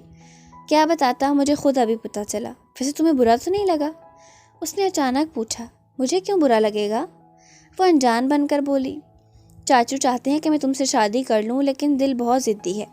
نہ جانے ایدھن میں ایسی کیا بات ہے جو میرے دل کو بھا گئی، لیکن تم یہ مت سمجھنا کہ میں تم میں کوئی کمی ہے یا تمہیں ریجیکٹ کر رہا ہوں۔ اصل بات تو یہ ہے کہ میں نے تمہیں ہمیشہ بہن سمجھا اور بیسٹ فرینڈ۔ میرے دل میں تمہاری الگ حیثیت ہے، اسے کوئی بھی چیلنج نہیں کر سکتا۔ تم پلیز ہرٹ مت ہونا۔ وہ خفیف سا کہہ رہا تھا، وہ ہنس پڑی۔ تم واقعی بہت اچھے ہو زرار، لیکن میں نے بھی تمہیں ہمیشہ دوست سے بڑھ کر کچھ نہیں سمجھا، سو تم ٹینشن مت لو۔ بابا سے میں خود بات کر لوں گی، تم بس ایسے ہی میرے دوست رہنا۔ وہ دل کی حالت پر قابو پاتی بولی تھی۔ زرار کے کندھوں سے بھاری بوجھ اتر گیا تھا، وہ کھل کر مسکرا دیا تھا۔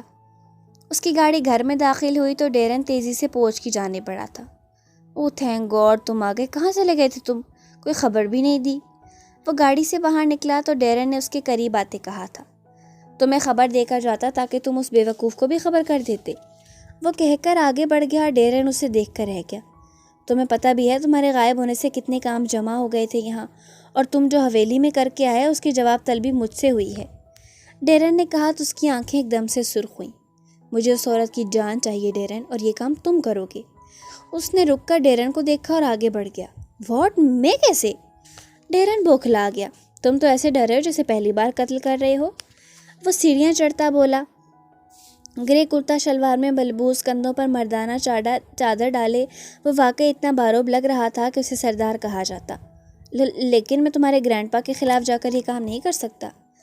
جس بہن کے لیے تم ان کے سامنے مجبور تھے وہ ان کی پہنچ سے نکل چکی ہے۔ اب کیا مسئلہ ہے؟ اس نے ابروج کا کر پوچھا۔ تم ہو مسئلہ، میں صرف تمہاری وجہ سے تمہارے ساتھ ہوں۔ اگر مجھے تمہاری فکر نہ ہوتی تو اب تک بھاگ چکا ہوتا۔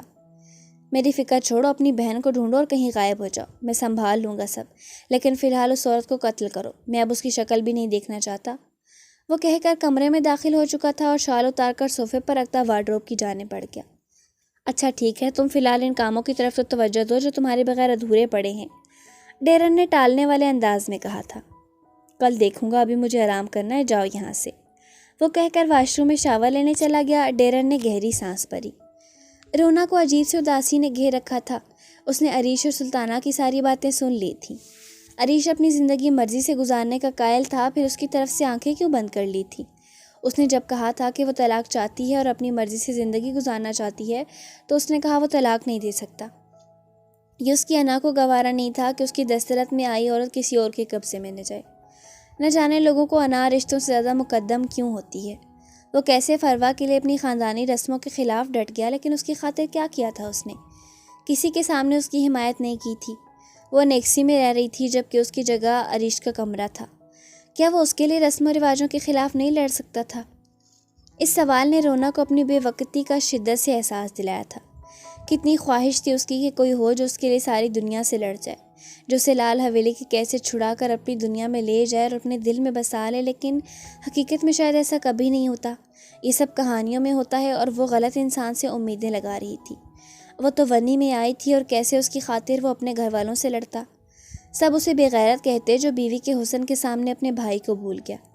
وہ بھی اپنی جگہ ٹھیک تھا، فروا تو اس کی محبت تھی اور وہ وہی کر رہا تھا جو سچی محبت کرنے والے کرتے ہیں۔ اس نے سر جھٹکا اور اپنے دل کو مضبوط کرنے کی کوشش کرنے لگی۔ تمہارے مقدر میں یہی لکھا تھا، ایک انچاہی بیوی بن کر رہنا۔ اس میں عریش کا کوئی قصور نہیں، وہ تو پہلے ہی محبت کی کشتی پر سوار تھا۔ میری گنجائش کہیں نہیں، مجھے بس اپنے بھائی کے کیے کی سزا بھگتنی ہے۔ وہ سوچتی آخری کام نپٹا کر حویلی سے نکلتی کوارٹر کی طرف بڑھنے لگی، تبھی اس کی نظر اس کوارٹر پر پڑی جس کے بارے میں سونی نے اسے بتایا تھا کہ اس طرف کوئی نہیں جاتا سوائے شاہدہ کے۔ دیکھوں تو صحیح یہاں کیا ہے۔ وہ تجسس کے ہاتھوں مجبور ہو کر اس دروازے کی طرف بڑھی۔ دروازہ بند دیکھ کر اسے مایوسی ہوئی، وہ باہر سے لاک تھا۔ وہ لاک کھول سکتی تھی۔ اس نے ادھر ادھر دیکھا اور بالوں سے پن نکالنے کے لیے ہاتھ اوپر کیا ہی تھا کہ کسی کی آواز پر وہ چونکی۔ تم کیا کر رہی ہو یہاں؟ شاہدہ نے کرخت لہجے میں پوچھا۔ وہ کرنٹ کھا کر مڑی۔ کچھ پل تو اسے سمجھ نہیں آئی کیا کہے، پھر تیزی سے سنبھلی۔ وہ یہاں مجھے کوئی آواز آئی تھی تو میں نے سوچا دیکھوں کیا ہے۔ اس نے تیزی سے بات بنائی تھی۔ کوئی نہیں ہے یہاں، جاؤ یہاں سے اور آئندہ مجھے اس طرف نظر نہ آؤ، شاہدہ نے ڈانٹنے کے انداز میں کہا۔ وہ منہ بناتی پلٹ گئی تھی۔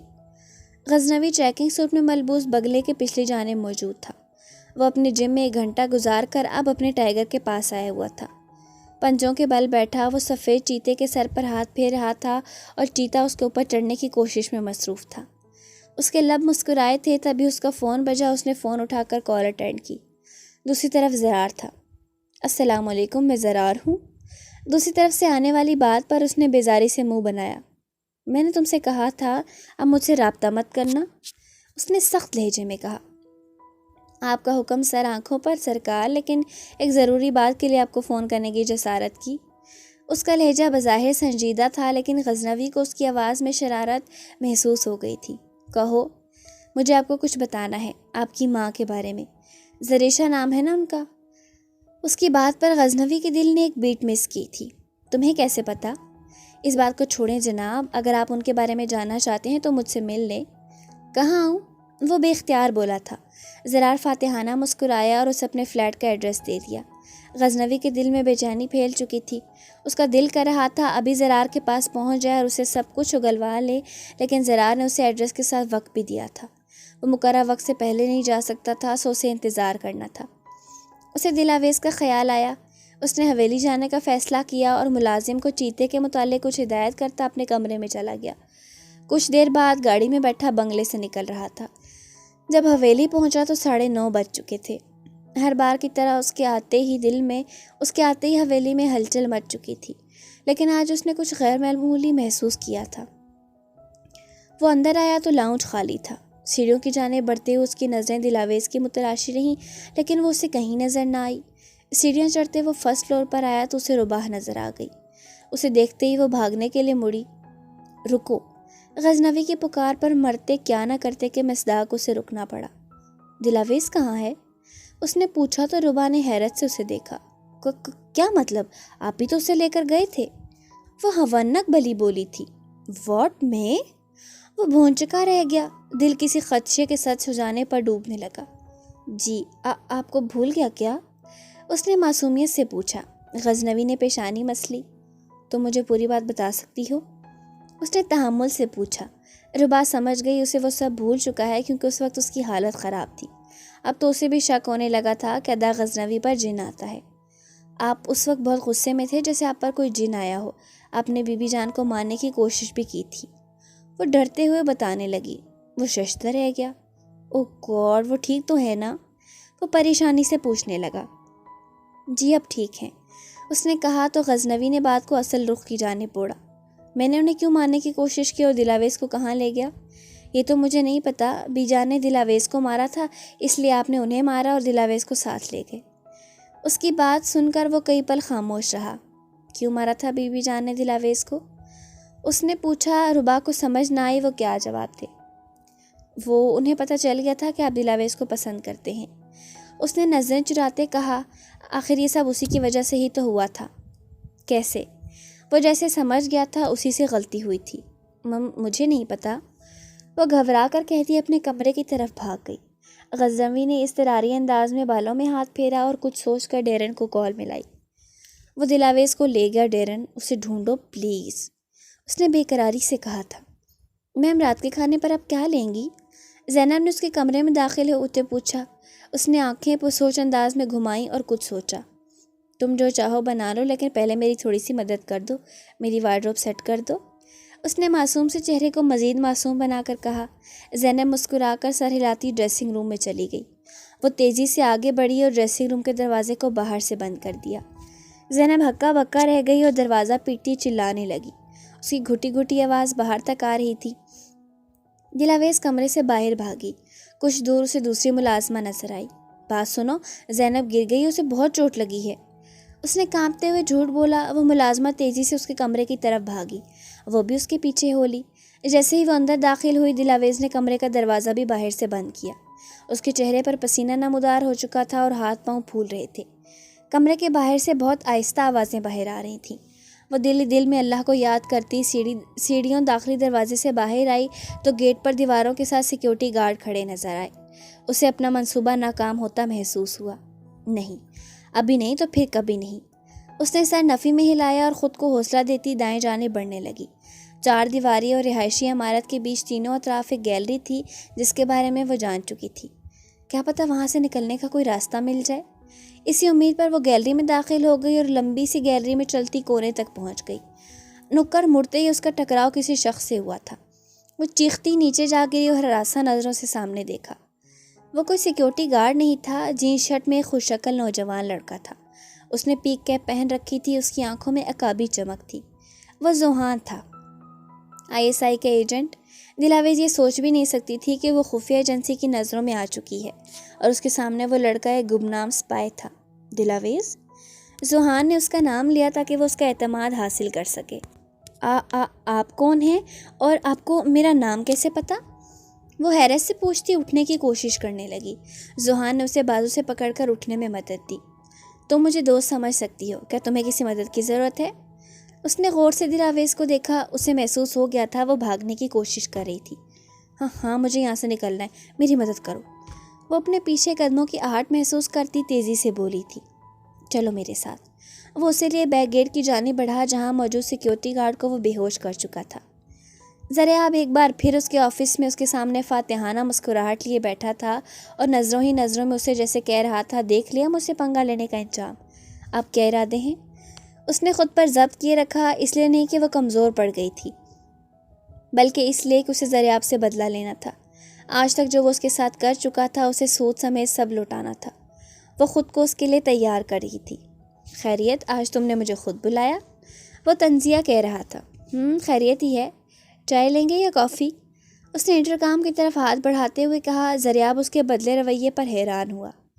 کافی؟ اس نے حیرت چھپاتے کہا تو صنم نے انٹرکام کا ریسیور کان سے لگاتے 2 کپ کافی کا آرڈر دیا۔ لگتا ہے پروجیکٹ چھین جانے کا کچھ زیادہ ہی صدمہ لے لیا ہے تم نے۔ وہ مسکراتے ہوئے اسے جلا کر راکھ کر گیا۔ وہ دل کو سنبھالتی مسکرائی۔ نہیں تو ایک پروجیکٹ کے چھین جانے سے میں ہار نہیں ماننے والی۔ اوہ، تو پھر کچھ اور کرنا پڑے گا مجھے۔ اس نے ابرو اچکائی۔ آپ یہ کیوں کرنا چاہتے ہیں؟ صنم نے پوچھا۔ وہ کچھ پل کے لیے خاموش ہوا۔ مجھے نیچا دکھانے کے لیے؟ اس نے پھر پوچھا۔ یہی سمجھ لو۔ اس نے کندھے اچکا دیے۔ اوکے، سمجھ لیں آپ نے مجھے نیچا دکھا دیا۔ اس کے کہنے پر ذرا آپ کو تعجب ہوا۔ میں آپ سے معافی مانگتی ہوں اپنے ہر اس عمل کی جس نے آپ کی انا کو ٹھیس پہنچائی ہو۔ وہ حقیقتاً اس کا دماغ چکرا گئی تھی۔ وہ یک ٹک سا اسے دیکھ رہا تھا۔ میں آپ سے بہر باندھنا افورڈ نہیں کر سکتی، سو پلیز آپ میری طرف سے اپنا دل صاف کر لیں۔ کیا میں خواب دیکھ رہا ہوں؟ تم اتنی جلدی کیسے ہار گئی؟ وہ بدمزہ ہوا۔ بس سمجھ جلدی آ گئی کہ سمندر میں رہ کر مگرمچھ سے بیر نہیں لینا چاہیے۔ اس کی بات پر وہ ہنسا۔ تم مجھے مگرمچھ کہہ کر میری شان میں ایک اور گستاخی کر چکی ہو۔ میں اس کے لیے بھی معافی چاہتی ہوں۔ آپ اپنا مطالبہ بنائیں، کس قیمت پر اس کمپنی کا پیچھا چھوڑیں گے؟ وہ کام کی بات پر آئی۔ قیمت بہت بڑی ہے، تم نہیں دے سکو گی۔ وہ اس کی آنکھوں میں دیکھتے بولا تھا۔ آپ بتائیں تو صحیح، کیا چاہتے ہیں آپ؟ وہ بولی۔ تم۔ وہ پورا اسرار سا مسکرایا۔ صنم کو ایک پل کے لیے اپنے اعصاب شل ہوتے محسوس ہوئے، لیکن وہ اس بات کے لیے بھی خود کو تیار کر چکی تھی۔ مجھے منظور ہے۔ اس نے کچھ پل توقف کے بعد کہا تو وہ آنکھیں پھاڑے اسے دیکھنے لگا۔ Are you serious? تم اس کمپنی کو اپنے آپ پر ترجیح دے رہی ہو؟ وہ حیرت سے بولا۔ ہاں۔ وہ مختصراً بولی۔ اوکے، معاہدے کے لیے وقت اور جگہ کا تعین کر لینا، مجھے کیا اعتراض ہے؟ وہ کہہ کر اٹھ گیا۔ اسے صنم کی کمپنی کو نقصان پہنچانے کے ساتھ ساتھ صنم کو رسوا کرنے کا بھی مشن ملا تھا۔ کمپنی تو وہ کسی اور طرح سے بھی برباد کر سکتا تھا، فی الحال اسے صنم کو قابو کرنا تھا۔ ذوحان دلاویز کو لیے بیک ڈور سے باہر نکلا اور تیزی سے اس گاڑی کی جانب بڑھا جو کچھ ہی دور کھڑی تھی۔ اس کے قریب ہی اس کا ایک ساتھی اس کا انتظار کر رہا تھا۔ دلاویز کو اس کے ساتھ آتے دیکھ کر حیران ہوا۔ وہ اتنی جلدی اس لڑکی کو نکال لائے گا یہ اسے اندازہ نہیں تھا، اور وہ لڑکی خود اس کے ساتھ چلی آ رہی تھی۔ مطلب وہ خود یہاں سے فرار چاہتی تھی۔ ذوحان نے دور سے ہی اشارہ کر دیا کہ وہ اپنا منہ بند رکھے اور لڑکی کو یہ پتہ نہ چل سکے کہ اسے اغوا کیا جا رہا ہے۔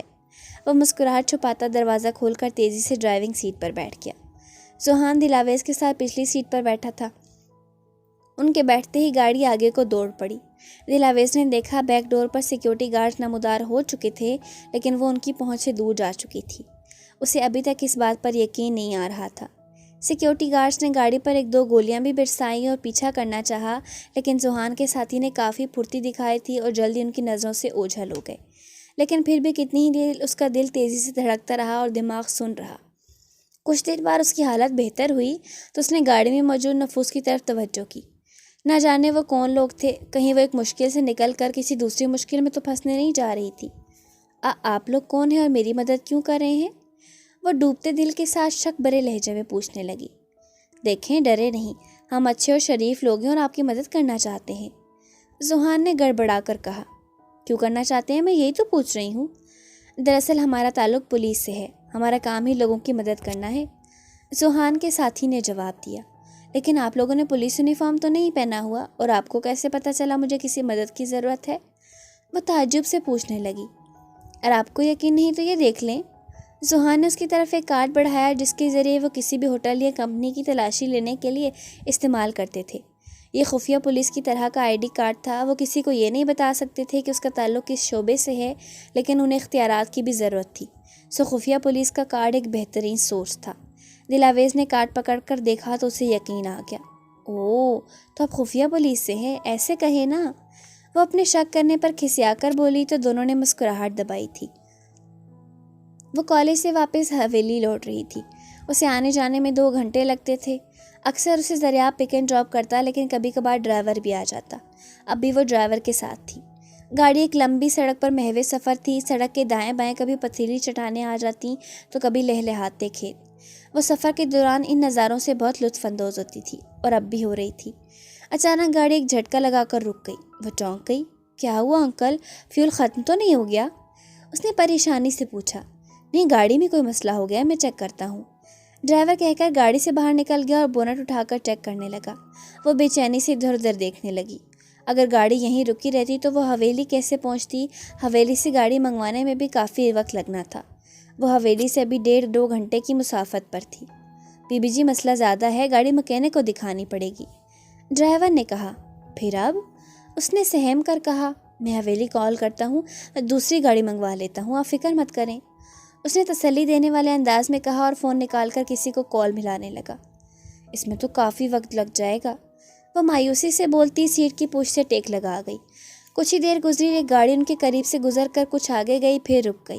کوئی دروازہ کھول کر باہر نکلا اور ان کی طرف بڑھا۔ ربا نے دیکھا وہ وہی انگریز تھا جسے اس نے پوش میں دیکھا تھا۔ اسے ایک ملازمت سے پوچھنے پر پتہ چل گیا تھا کہ وہ سردار غزنوی کے ساتھ ہوتا تھا، وہ اس سے مدد لے سکتی تھی۔ اس نے بے اختیار خدا کا شکر ادا کیا اور گاڑی سے نکلی۔ کیا ہوا ہے؟ وہ ربا کو نظر انداز کرتا ڈرائیور سے پوچھنے لگا۔ ربا کو اس کا اردو بولنے کا اسٹائل بہت کیوٹ لگا، وہ خود بھی خاصا وجیح تھا۔ گاڑی خراب ہو گئی ہے اور حویلی سے دوسری گاڑی آنے میں کافی وقت لگے گا، مجھے پلیز حویلی چھوڑ دیں، میں یہاں مزید وقت ضائع نہیں کر سکتی۔ ڈرائیور کے بجائے اس نے جواب دیا۔ ڈیرن نے حیرت سے پٹر پٹر کرتی اس لڑکی کو دیکھا اور نہ جانے کیوں اسے انکار نہ کر سکا۔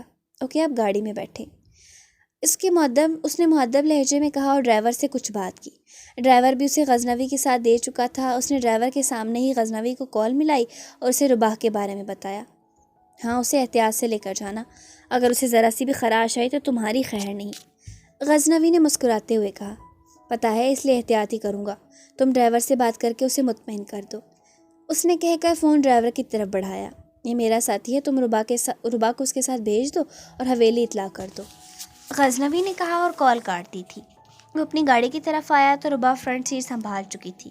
وہ اس کے خیرہ کر دینے والے حسن سے نظریں چراتا ڈرائیونگ سیٹ پر بیٹھ گیا اور گاڑی سٹارٹ کر دی۔ اف، شکر تم آ گئے، ورنہ مجھے تو لگا تھا آج سارا دن یہیں گزر جائے گا۔ 5 بجے تو یونی سے چھٹی ہوتی ہے، گھر پہنچنے تک شام ہو جاتی ہے، اگر تم نہ آتے تو رات یہیں ہو جاتی۔ وہ پٹر پٹر بولنے لگی اور ڈیرن حیرت سے اسے دیکھنے لگا۔ وہ کیسے ایک اجنبی سے اتنی جلدی فرینک ہو رہی تھی؟ کیا ہوا، میرے منہ پر کچھ لگا ہے کیا؟ ربا نے اس کی حیرت بھری آنکھوں کو دیکھتے ہوئے الجھتے ہوئے پوچھا۔ وہ گہری سانس لیتا سامنے دیکھنے لگا، اس کے دل کی حالت عجیب ہو رہی تھی۔ شکر، ویسے نام کیا ہے تمہارا؟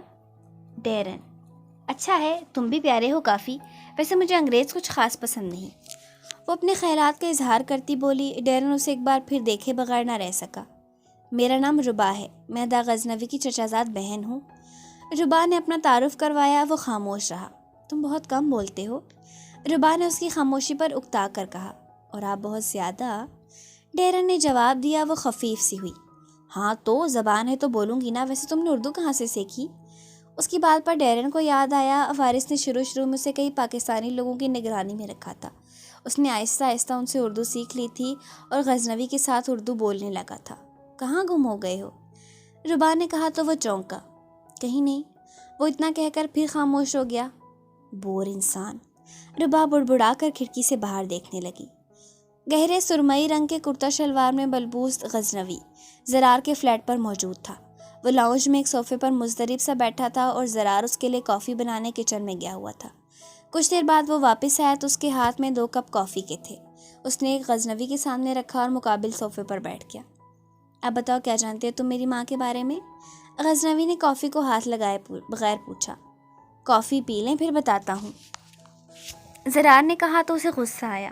پی رہا ہوں، تم بتاؤ، وہ کپ پکڑتے دانت پیس کر بولا۔ اوکے، زرار نے مسکراہٹ چھپائی اور جیکٹ کی جیب سے ایک تصویر نکال کر اس کے سامنے رکھی۔ ایک کپل کی پرانی سی تصویر تھی، مرد اور عورت دونوں حسین تھے، عورت کے پاس ایک بچہ بھی تھا۔ غزنوی اس مرد کو پہچان گیا تھا، وہ سہراب تھا، اس کا باپ۔ اس کی ایک تصویر داجان کے کمرے میں لگی ہوئی تھی۔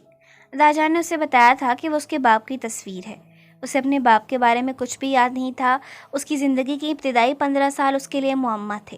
وہ نہیں جانتا تھا ان سالوں میں اس کے ساتھ کیا ہوا تھا۔ 15 سالوں کی یادداشت کھو جانے کے بعد اسے اس کا باپ نہیں ملا تھا۔ وارث نے بتایا کہ کچھ نامعلوم دشمنوں نے اسے قتل کر دیا تھا۔ یہ سہراب بلوچ ہیں، آپ کے والد، اور یہ آپ کی والدہ ہیں زریشہ۔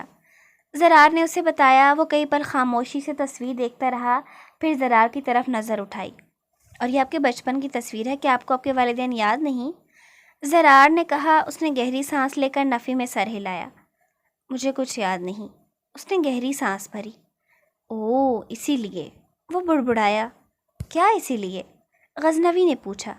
کچھ نہیں، آپ کافی پئیں، باقی باتیں بعد میں بتاؤں گا، زرار نے کہا تو وہ ناچار کافی پینے لگا۔ کافی ختم ہوتی اسے اپنا سر بھاری محسوس ہونے لگا، دماغ کی حالت عجیب ہونے لگی۔ اس کے سامنے کی ہر چیز چکرانے لگی۔ اسے ایسا لگ رہا تھا جیسے وہ خود پر اختیار کھو رہا ہو، اس کا جسم اس سے دور ہوتا جا رہا ہو۔ دراصل اس کا ذہن اس کے کنٹرول میں نہیں رہا تھا۔ زرار نے اسے ٹروتھ سیرم دیا تھا۔ اس کی بدلتی حالت دیکھ زرار نے کافی کا کپ میز پر رکھا اور اٹھ کر قریب آیا۔